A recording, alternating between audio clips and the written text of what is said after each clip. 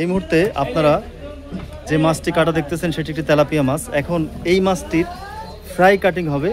সেই ফ্রাই কাটিংয়ের long video কিন্তু আপনারা পেয়ে যাবেন আমার চ্যানেলে। এই মাছটি কিন্তু আমরা শুধুমাত্র ফ্রাই করার উদ্দেশ্যেই কিনেছি। এখন এটার ফ্রাই কাটিং দিবে রেদওয়ান। আপনারা শিখে নিতে পারেন কীভাবে মাছের ফ্রাই কাটিং করা হয়।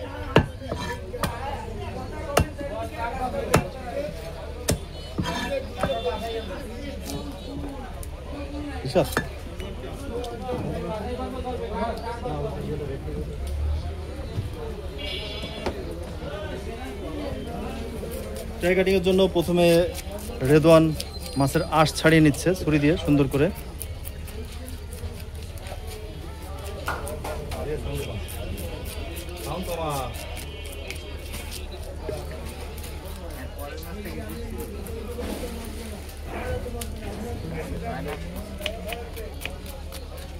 সুন্দর করে আঁশ ছাড়িয়ে নিচ্ছে রেদওয়ান মাছটির।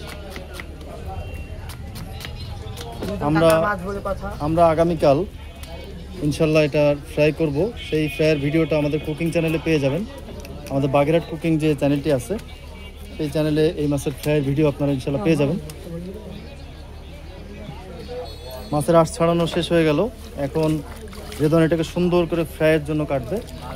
তো ফ্রাইয়ের কাটিং কিন্তু মুনতাসির বলছে ফ্রাই করে কে খাবে? ফ্রাই করে আমি, রেদওয়ান আর রনি আর রিশাদ খাবো।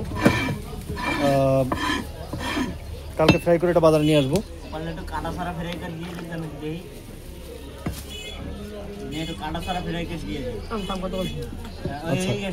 এই যে ফ্রাই কাটিং চলতেছে এই মুহূর্তে। মাছের ফুলকোটাকে কিন্তু কেটে ফেলা হলো দুই দিক থেকে। মাছের মুখটি কেটে ফেলা হলো।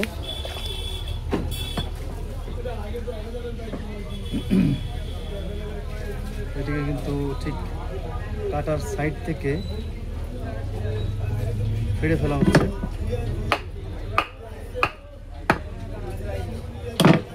আপনারা দেখতে পাচ্ছেন ফ্রাইয়ের অসাধারণ কাটিং চলতেছে কিন্তু এই মুহূর্তে। আর কাটিং মাছটা কিন্তু আমাদের রেদওয়ান।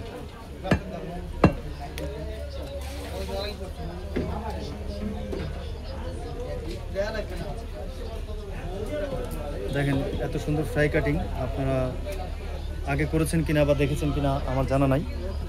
তবে যদি না দেখে থাকেন, না জেনে থাকেন, অবশ্যই এই ভিডিও দেখে আপনারা শিখে নেবেন। মুনতাসির ভাই বলছে একা খেলে পেট ব্যথা করবে।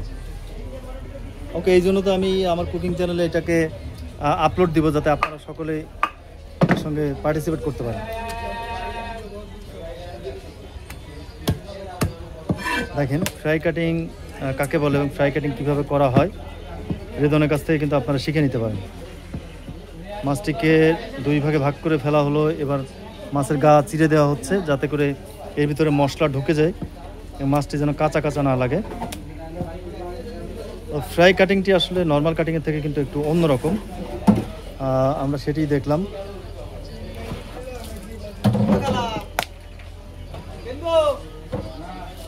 অসাধারণ এই ফ্রাই কাটিং ইতিপূর্বে আমার চ্যানেলে আপনারা দেখেননি। নতুন একটি ভিডিও আপনাদের সামনে উপস্থাপন করতে যাচ্ছি আমি। আশা করি ভিডিওটি আপনাদের কাছে ভালো লাগবে।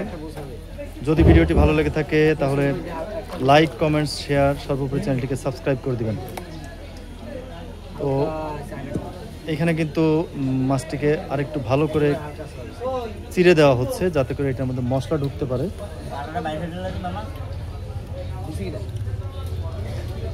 এই মুহূর্তে কিন্তু মাছটিকে আরো একটু সুন্দর করে চিরে দেওয়া হচ্ছে।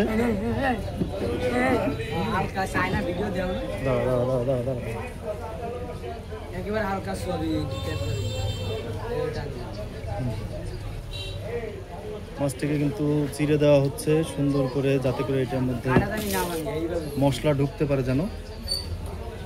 অসাধারণ কাটিং দক্ষতা রেদওয়ানের। দেখে মনে হবে দুইটা মাছ, জমজ দুইটা মাছ, বাট কিন্তু একটা মাছ কিন্তু। Wow, nice. Thank you so much Redwan. তোমাকে অসংখ্য ধন্যবাদ। এই মাছটি ফ্রাই কাটিংয়ের জন্য তোমাকে অসংখ্য ধন্যবাদ।